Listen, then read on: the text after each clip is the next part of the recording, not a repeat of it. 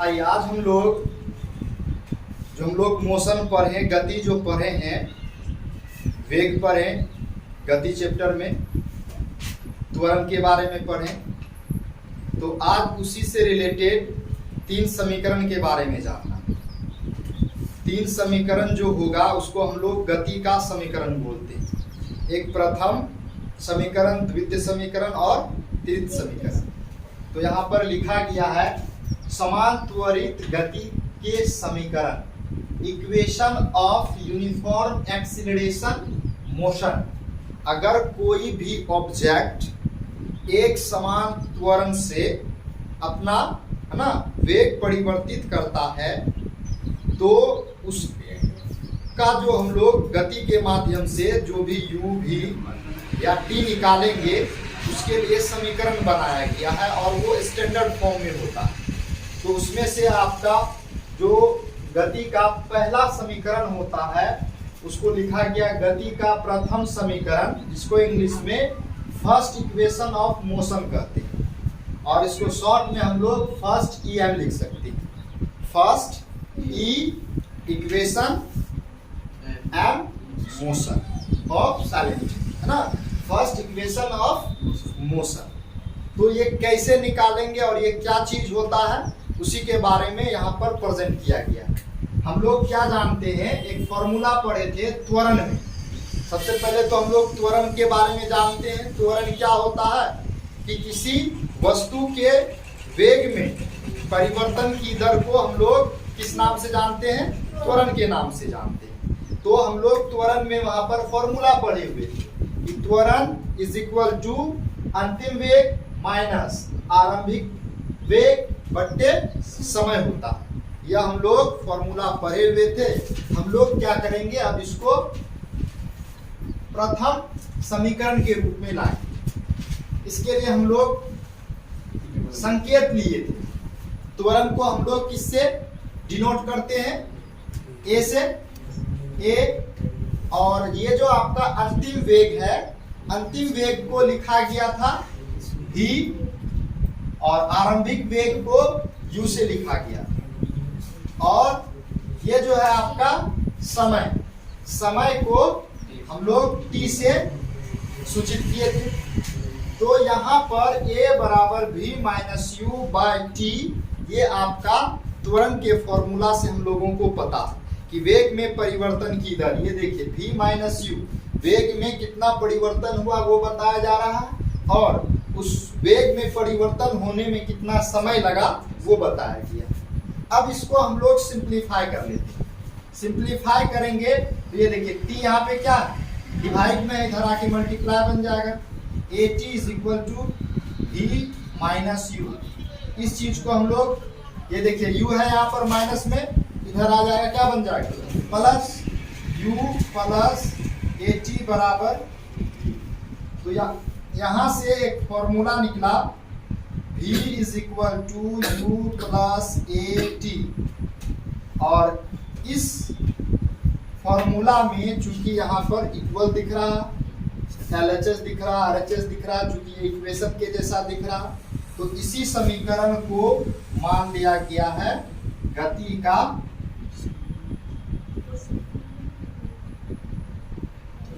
प्रथम समीकरण। तो गति का प्रथम समीकरण में v is equal to u plus at है, जहां पर ये जो है आपका v अंतिम वेग है और u आरंभिक है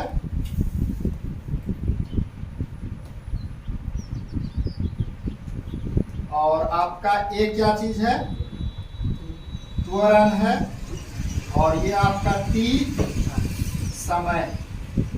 इस तरीके से हम लोग गति के प्रथम समीकरण को याद रखेंगे कि v is equal to u plus at होता है और इसी का इस्तेमाल हम लोग v निकालने में, u निकालने में, a निकालने में, t निकालने में करेंगे। इस इक्वेशन में 4 अज्ञात राशि v, u, a, t, कोई भी हम लोग क्वेश्चन पढ़ेंगे उस क्वेश्चन में 3 राशि आपको दिया गया और इस फॉर्मूला के सहायता से हम लोग चौथा राशि ज्ञात कर पाएंगे। 3 जो कोई भी दिया होगा चौथा निकाल लेंगे। जैसे u दिया होगा, a दिया होगा, t दिया होगा, तो हम लोग वस्तु का भी निकाल सकते हैं कि वस्तु का भी कितना।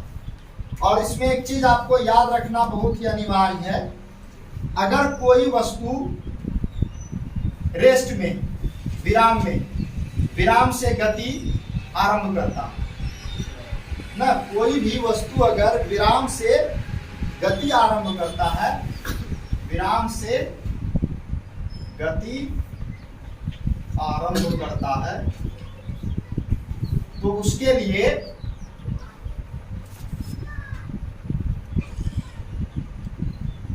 तो देखिए अब यहां पे बोला क्या किया, कोई ऑब्जेक्ट पहले विराम में है अब गति करेगा या कर लिया। तो विराम में है तो पहला यानी कि आरंभिक जो होगा वेग u कितना हो जाएगा, 0 हो जाएगा। v कुछ भी हो जाए, 10, 20, 40, 50, लेकिन कोई भी ऑब्जेक्ट अगर विराम अवस्था से चलना शुरू करेगा उस समय हम लोग हमेशा u का मान 0 लेंगे।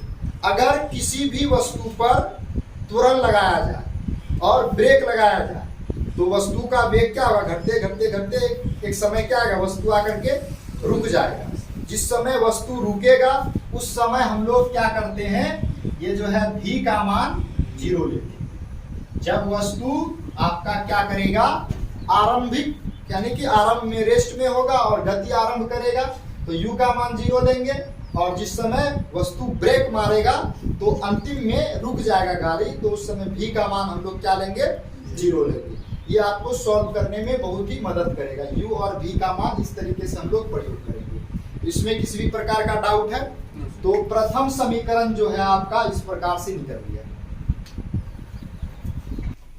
आइए अभी हम लोग गति का प्रथम समीकरण के बारे में पढ़ चुके हैं।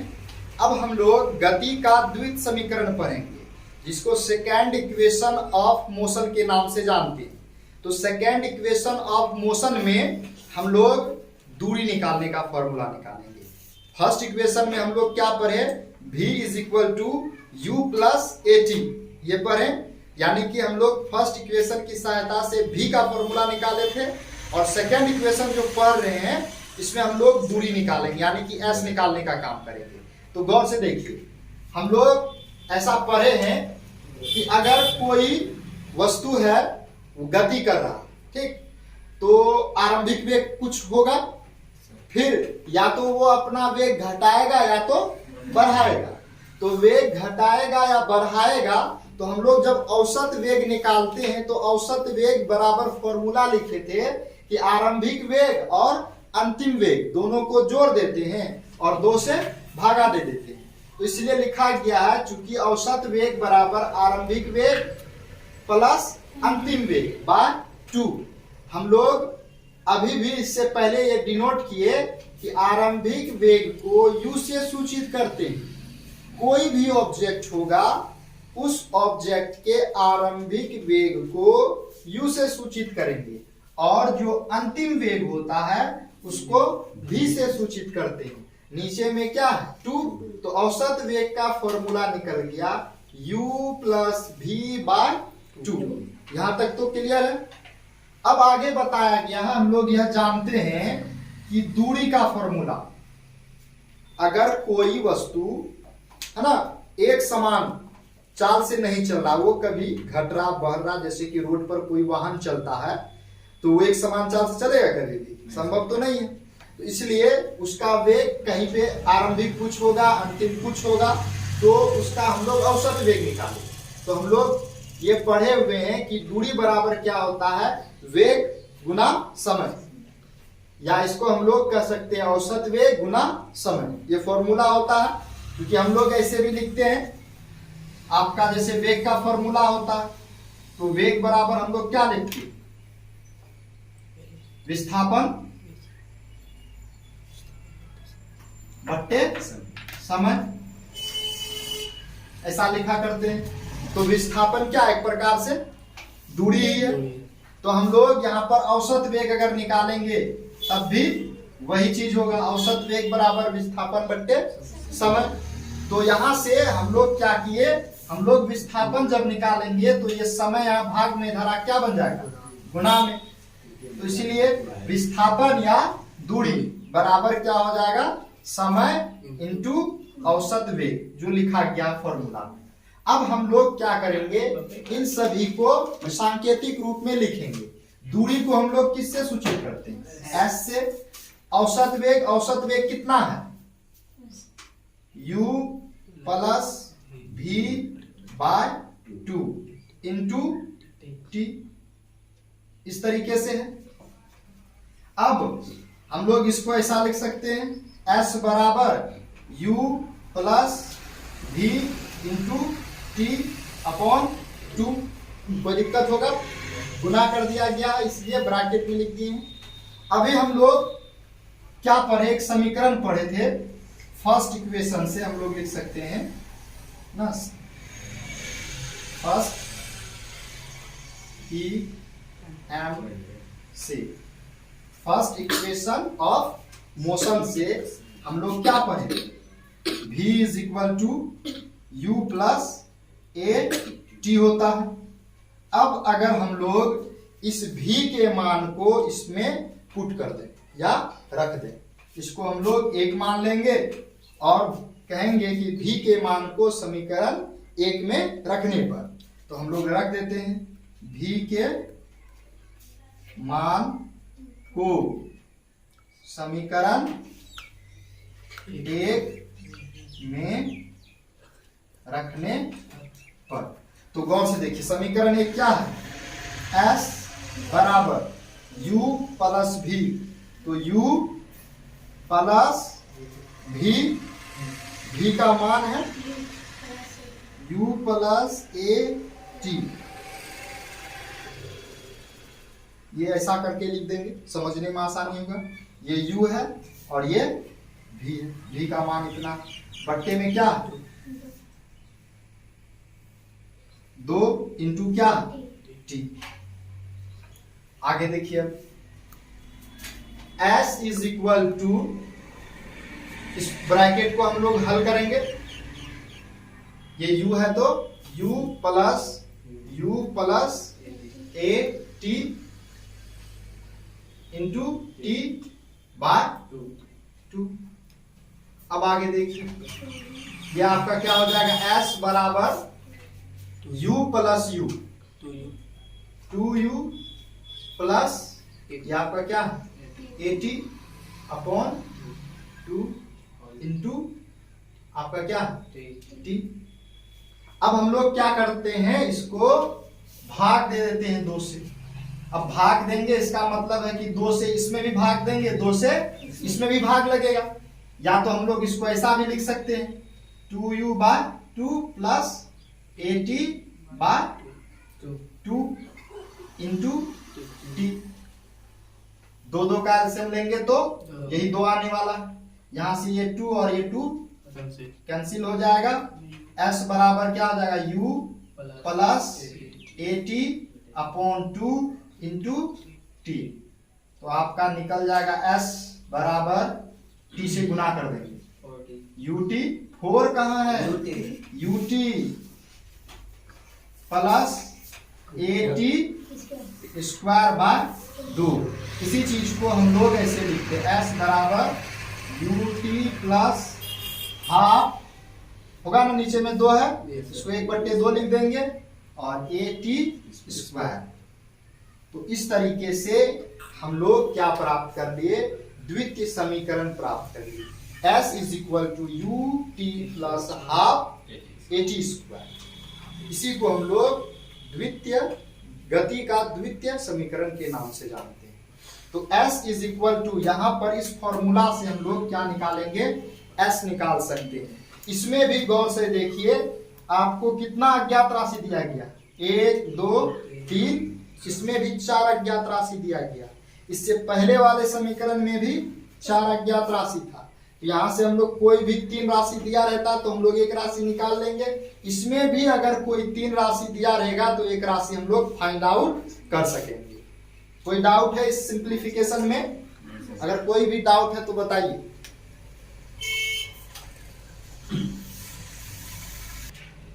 देखिए हम लोग गति का प्रथम और गति का द्वितीय समीकरण पढ़ेंगे। अब हम लोग गति का तृतीय समीकरण पढ़ेंगे। गति का तृतीय समीकरण, third equation of motion, third EM. ये थर्ड ईएम में कौन सा इक्वेशन आएगा, उसके लिए हम लोग सिंपल सा काम क्या किए देखिए। अभी जो हम लोग जो रिलेशन पढ़े, जो इक्वेशन पढ़े, उन्हीं से क्या किया जाएगा, थर्ड इक्वेशन प्राप्त किया जाएगा। थर्ड इक्वेशन प्राप्त करने के लिए देखिए फर्स्ट इक्वेशन लिखा गया है, क्या चीज, S is equal to u t plus half a t square. ये आपका गति का द्वितीय समीकरण है। अभी जस्ट इसको हम लोग बनाए कि गति का द्वितीय समीकरण S is equal to u t plus half a t square होता। ये आपका समीकरण 1 मान लिया गया है। अब देखिए हम लोग गति के प्रथम समीकरण में क्या पढ़े थे, v is equal to u plus a t. तो हम लोग अब देखिए क्या किए, ये u है प्लस में, इधर आएगा माइनस बन जाएगा। ये a यहाँ पर गुना में, इधर आके भाग बन जाएगा। तो क्या बचा इधर आपका t, तो t बराबर क्या हो गया, v minus u by a हो गया। यहाँ से t का मान निकल गया। अब हम लोग लिखें t के मान को समीकरण 1 में रखने पर, समीकरण 1 यह है, t यह है आपका। हम लोग अब समीकरण 1 में मान पुट करेंगे। देखिए लिखा हुआ s बराबर u t का मान v minus u by a plus half a, उसके बाद t है v minus u by a का होल स्क्वायर। यहां तक कोई दिक्कत है, मान को रखा गया p का मान। अब हम लोग इसको सिंप्लीफाई करेंगे। ये देखिए u को v से गुना करेंगे, u भी माइनस u को u से u स्क्वायर अपॉन में क्या है a प्लस हाफ ए है। उसके बाद देखिए क्या है, v माइनस यू बट्टे ए का होल स्क्वायर। ऊपर भी स्क्वायर होगा, नीचे भी स्क्वायर होगा। तो नीचे स्क्वायर करेंगे तो वो तो आपका क्या आ जाएगा, ए स्क्वायर आ जाएगा क्लियरली। अब देखिए ऊपर में क्या होगा, v माइनस यू का होल स्क्वायर, यानी कि a माइनस बी का whole square. a minus b का होल स्क्वायर क्या होता है, ये आपका a square plus b square minus 2ab। हम लोग इसी फॉर्मूला पर इसको पुट करेंगे। तो ये देखिए a है तो a ब्रैकेट दे दिए, v square plus you square minus 2u भी लिखे या vu लिखे, वही चीज है, u v ब्रैकेट से घेर देंगे इसे। तो यहां तक तो आपका आसानी से क्लियर हो गया। अब आगे देखिए, ये देखिए ये वाला a यहां पर और नीचे में 2 ठो है, एक ठो क्या हो जाएगा, कैंसिल हो जाएगा। आगे देखिए अब हम लोग इसको क्या कर सकते हैं, सॉल्व करेंगे। सॉल्व करने जैसे के लिए जा रहे हैं तो दिखाई क्या दे रहा है हमको, ये आपका 1/2 और a इसको गुना करेंगे तो आपका क्या हो जाएगा, ऊपर में 1 से करेंगे तो यही चीज आएगा, और 2 से गुना करेंगे तो 2a आएगा। तो 2a इधर है आपका भिन्न के हर में, इधर क्या है a, 2a और a का एलसीएम लेंगे। चेक स्टेप हम लोग पहले लिख देते हैं, u v minus you square by a plus आपका हो जाएगा v square plus you square minus 2uv upon 2a। यहां तक कोई दिक्कत है। अब आगे देखिए हम लोग क्या करेंगे, एलसीएम लेते हैं 2a और a का, तो हो जाएगा आपका या s बराबर 2a इंटू और a का एलसीएम 2a हो जाएगा। 2a को हम लोग क्या करेंगे, a से भागा देंगे तो 2 बचेगा। 2 को uv से गुना करेंगे तो 2uv minus 2u square plus 2a को 2a से भागा देंगे तो 1 आएगा। 1 को गुना करेंगे v square plus you square minus 2u_v, इस तरीके से। तो यहां पर आपका क्या आ गया, एस का इतना बड़ा फॉर्मूला आ रहा है। अब देखेंगे इसमें कुछ कटिंग होने वाला है क्या, अगर होगा तो काटेंगे, नहीं होगा तो नहीं काटेंगे। ये देखिए 2u_v प्लस में 2u_v माइनस में कट गया। आगे देखिए s बराबर -2u स्क्वायर है प्लस u स्क्वायर, यानी कि, और ये क्या v स्क्वायर है, प्लस में v स्क्वायर, इसको हम लोग पहले लिखे थे v स्क्वायर, उसके बाद -2u स्क्वायर में u स्क्वायर घटाएंगे क्या बचेगा, -u स्क्वायर बाय 2a, या 2a यहाँ पर किसमें भाग में, इधर क्या बन जाएगा 2as बराबर v square minus u square, या 2as माइनस u स्क्वायर इधर आके प्लस u स्क्वायर बराबर v स्क्वायर, इसलिए v स्क्वायर बराबर u स्क्वायर प्लस 2as, या तो आपका ये फॉर्मूला इस्तेमाल हो सकता है, या नहीं तो हम लोग दूसरा फॉर्मूला इसी से निकालेंगे। क्या चीज, एक फॉर्मूला आपका ये हो गया v स्क्वायर बराबर u स्क्वायर प्लस 2as, या हम लोग ऐसा कर सकते हैं, केवल ये आपका ये फॉर्मूला हो जाएगा 2as बराबर v square minus u square. तो ये दोनों फॉर्मूला हम लोग इस्तेमाल कर सकते हैं, जिस चीज का जहां पर जरूरत पड़ेगा हम लोग लिख सकते हैं। तो आपका ये भी तृतीय समीकरण कहलाएगा और ये भी आपका तृतीय समीकरण कहलाएगा।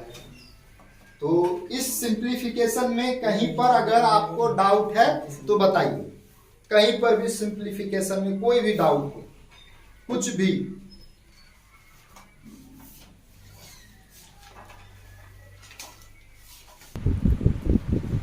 देखिए इस तरीके से हम लोग क्या कर लिए, जो समीकरण है 3 समीकरण हम लोग प्राप्त कर लिए।